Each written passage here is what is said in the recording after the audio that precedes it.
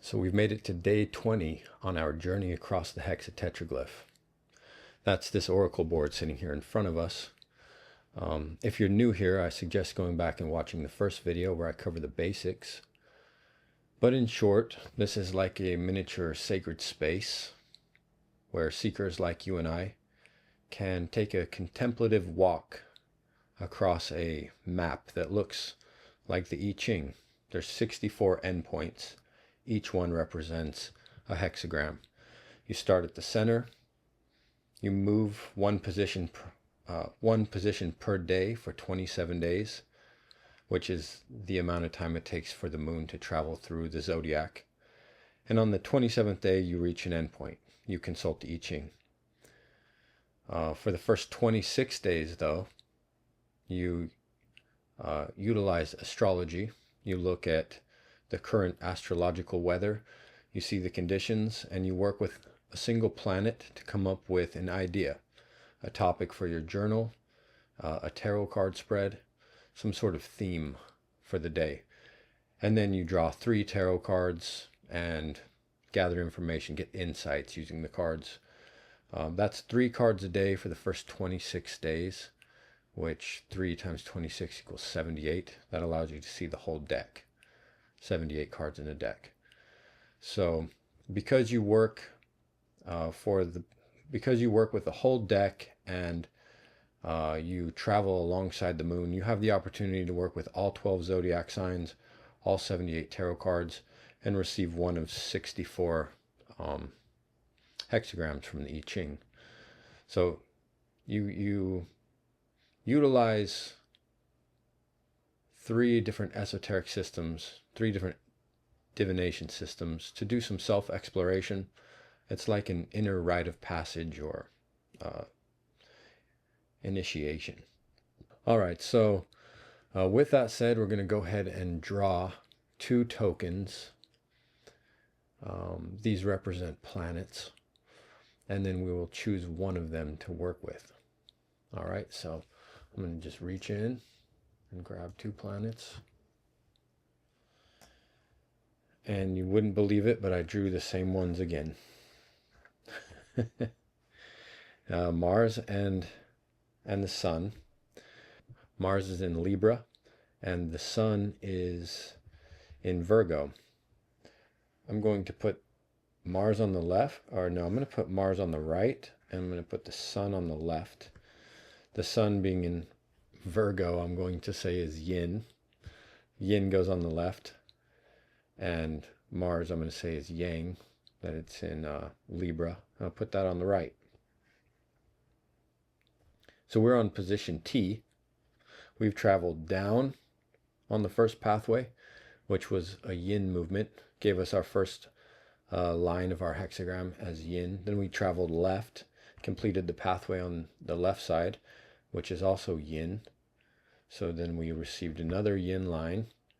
And then yesterday we traveled up and completed pathway 3 in the upward position, which was Yang.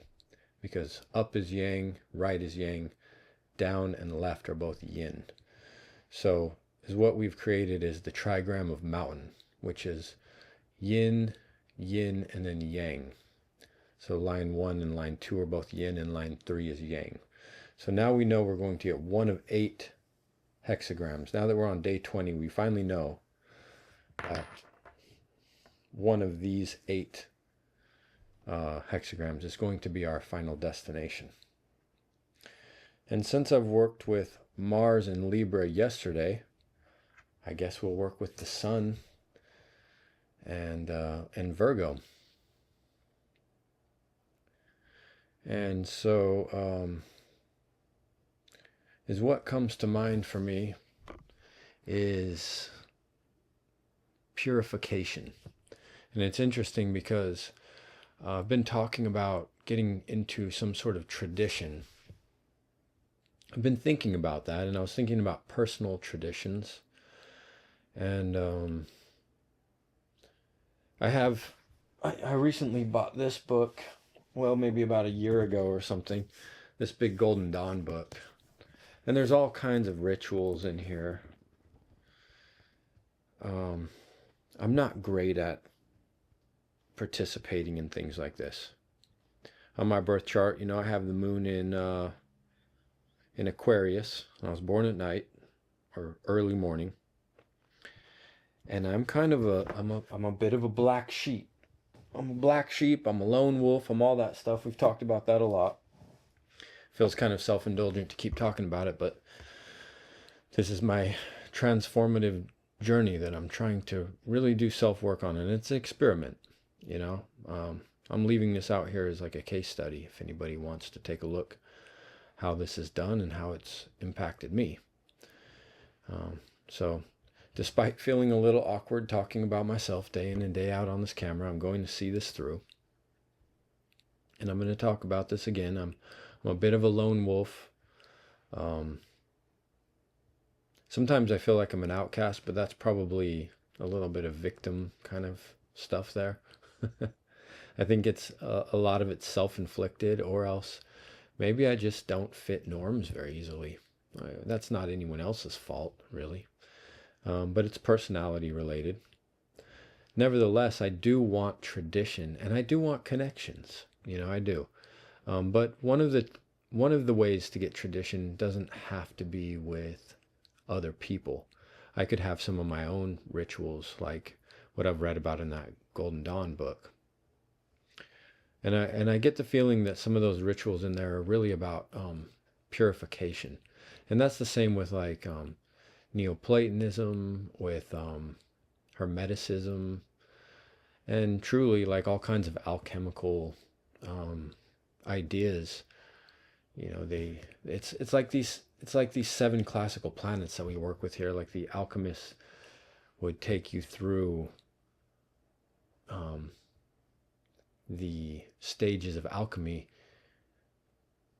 and they would use metaphors with the planets. So it's like you are either learning or unlearning things as you pass through these different planetary experiences. Maybe you learn from the planets, or you gain wisdom from them, or something like that. It's a filtering process.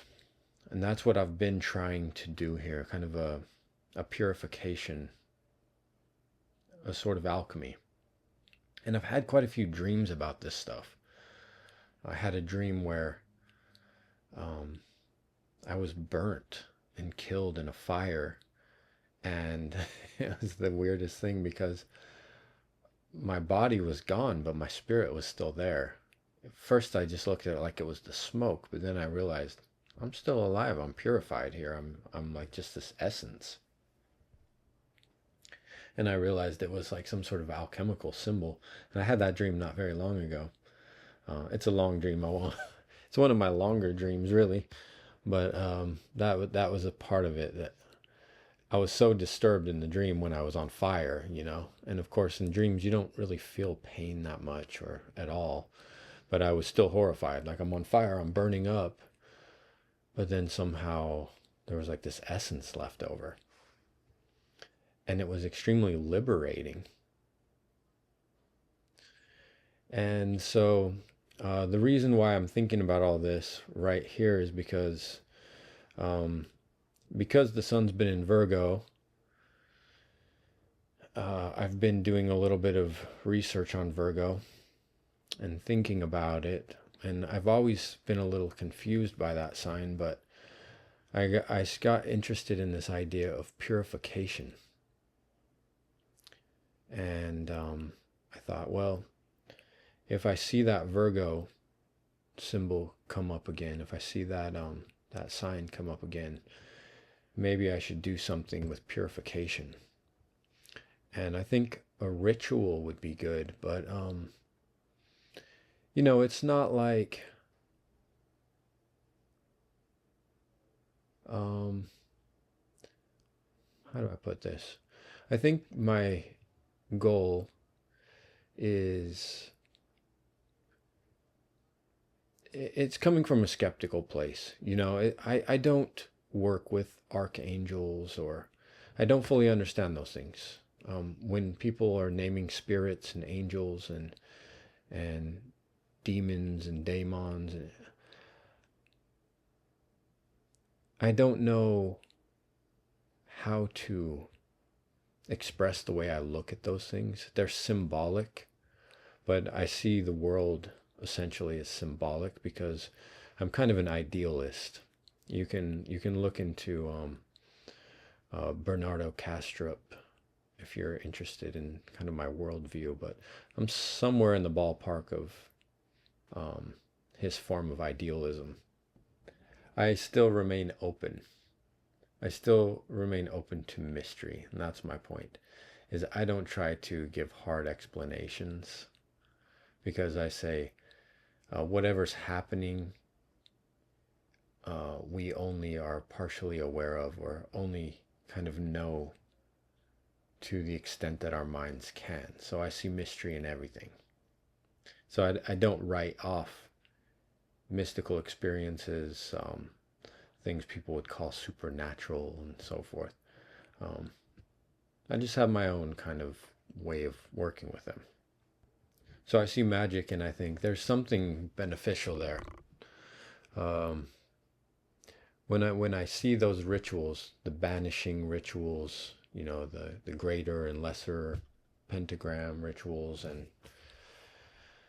even, if I was to go in a Catholic church and see the way that people um, conduct rituals and partake in these things, saying prayers and praying on rosaries and taking sacraments and confessions and so forth. I like it all. I find it all fascinating, but I'm not that kind of true believing type that jumps into an organization and says, yes, what you're doing, I see it the same way as you. Like, I just kind of have my own perspective on it, that's unique, and it's even hard to explain, as you can see. So being the Aquarian that I am, I would kind of like this Virgo, the sun in Virgo, to give me some cards here. Give me some, help direct these cards to create a ritual for me that is what I need to get the darkness away a little bit. I am haunted by a mind that's very self-critical, memories, neuroses, anxieties, regrets. We've been talking about this. And those things, because they make me feel not well a lot, lead me to be not very social. And that's this topic in this thread that is going to probably stay here until maybe the end, is what it feels like. But I can imagine, what if I was to wake up every day and have my own little ritual process that works for me, for my personality type, and allows me to let a little bit of light shine in. Allows me to have some sort of positivity. So in my metaphorical way, it gets those dark spirits away, whatever that might mean. It gives me some protection. So I'd like to draw 3 cards and see if I can start to put together a little bit of that ritual that reduces the corrupting factors, and that not darkness as in, there's day and night, but the depressive kind of darkness that's just out of balance for me. I do think that experiencing some melancholy in life is good. I actually think it makes someone more well-rounded. It makes you have a soulful life. I'm not completely allergic to having some of that, but to become incapacitated by that sort of thing, and to be dwelling to the point where you're not very functional, that's not you know, that it becomes maladaptive at some point. So the balance that I seek is to bring some more of that pleasant. It all starts with the mental, right? It all starts with the mind. And so I need that rebalanced, starting out with some positivity in the day. So I'm trying to ask Virgo and the sun to give me some inspiration in forming something that I can make a routine out of, a ritual routine. All right, so here's our first card. We have the Nine of Cups. Second card is the Star. The 17th Major Arcana. Oh, I need to switch those. Hopefully that helps. All right, and the final card is the Six of Cups. And I have something sticky on my card here. All right, so the Nine of Cups. Sometimes I hear people call it the wish card. That doesn't really work for me. I see it as being satisfied with what you have despite it not being fully complete. It's like you have 9 of the 10 of these things, and you should feel pretty darn good about that. That's the message I always see when I'm looking at it. And it's emotional, you know. I think that these cards are extremely positive, just like I asked for. I mean, I've heard the Nine of Cups and the Six of Cups. I've heard them both interpreted in somewhat of a negative connotation before, but I look at this entire message for what I'm looking for right now, and it is actually really constructive. And I could probably just boil it down into like 3 words right off the bat and just almost leave it at that. I would say, okay, that's just got to go. All right, little Buddha, you're going over there. It's a gratitude thing right here. You know, it's the recognition that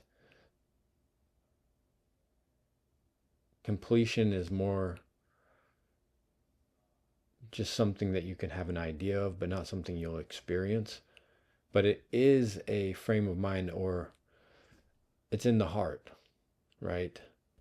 It's qualia, you know, it's not something, it's not that you have a certain amount of dollars or, you know, that you can now bench 300 pounds or something, you know, you can bench press at the gym a certain amount of weight. Yeah, I finally made the goal. No, it's in your experience.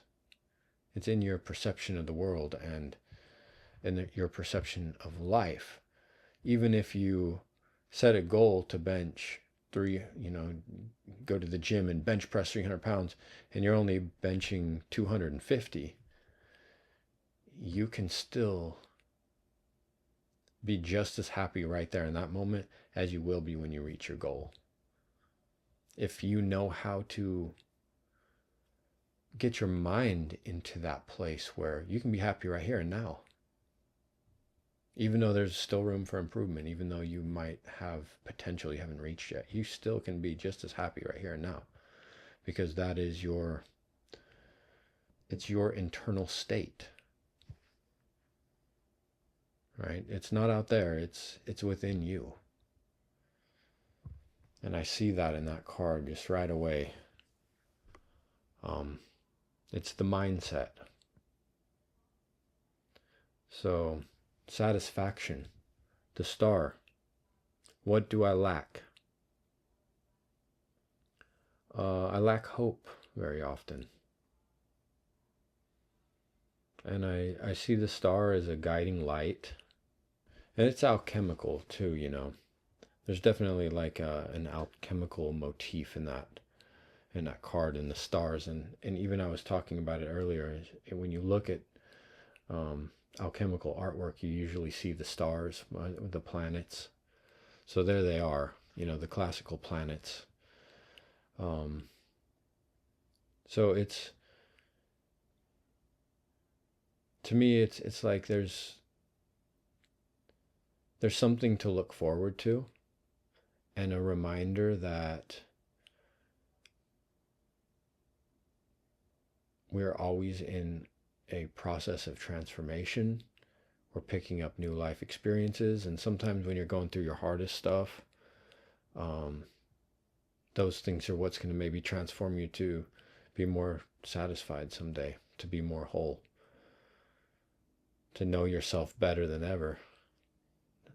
But I think the key word there is hope. You know, it's like satisfaction in the now for gratitude, hope. And with the Six of Cups, I see nostalgia, which could sometimes can be thought of in kind of a negative way, because it's like a longing for something that you miss, or that you can no longer have. But in this context, is what comes to my mind is like the inner child.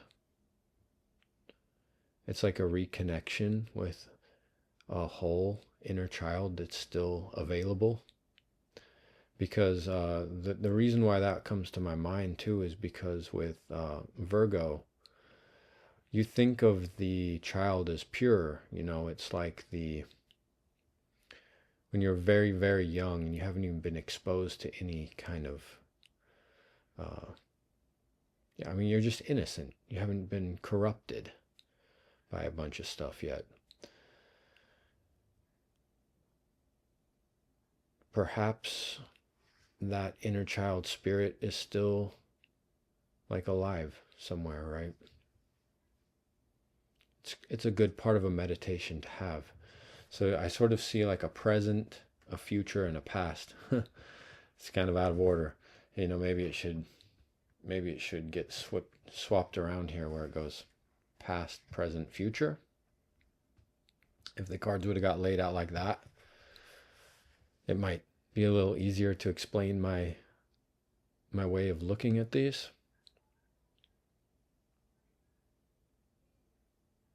But that's it for me, I think. And it's really, really beautiful, like a little piece of medicine that I just received here. You know, I'm just going through the deck as they come to me. I shuffled on the first day, and then I just put the whole deck down, and I've just been drawing 3 cards per day. So the whole deck has just been aligning really in an amazing way. I know each card you can interpret to kind of work for you. But like, what if the devil would have came up for this? I probably would have been pretty stumped on that. And these cards were just easy as can be. I'm not even going to worry about like their astrological significance, or I'm not going to worry about their astrological meanings or anything. I think that just the keywords were really nice. So that is what I'm going to work on tonight in my journal. Is I'm going to talk about Virgo, how it gave me a theme to write about on purification, in the sense of creating more of a positive mindset in the morning, kind of getting those dark, haunting things out of my mind, the dark, haunting spirits, you could call them. And then creating a ritual that is a meditative practice I can start working on and seeing how that works. So these cards are going to help me sort of come up with maybe, I don't know exactly what I'm going to do with them yet, but something I can meditate on each morning, something I can kind of create a little practice with. I think they fit really nicely. Wait a minute. So I did yin. This was a yin choice. I chose the sun. So bottom left. Yin cards go in the bottom left corner. So that's our first 3 cards for pathway 3. As we are starting to close in on our destination, our hexagram. And so if we keep moving yin, we know it'll be one of these 4. It's a pretty short pathway. Just 4 move. We have 3 more moves, and we'll be at the end of that pathway. So tomorrow we'll be on U. We should have what? 18 cards left.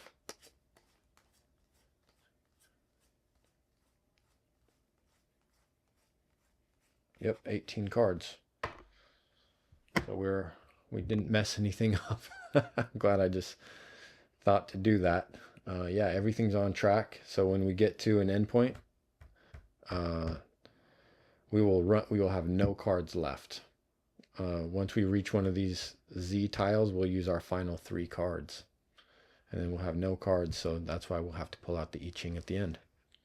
So that wraps it up for today. Thank you again for joining me. I hope this has been valuable for you. If you'd like a hexatetraglyph, I sell those on Etsy. I've been kind of improving my process on how to make those, and I'm happy with those. At some point I might make some bigger ones with more hardwood and stuff, but right now they're pretty simple. They're very affordable, and if you don't want to purchase one, that's fine. You can always just send me a message and leave a comment or whatever, and I can email you a PDF. You can print one out yourself. Your printer might not be able to print this size, but you know, I'd rather you have something than nothing. So let me know and we'll figure that out. All right, take care.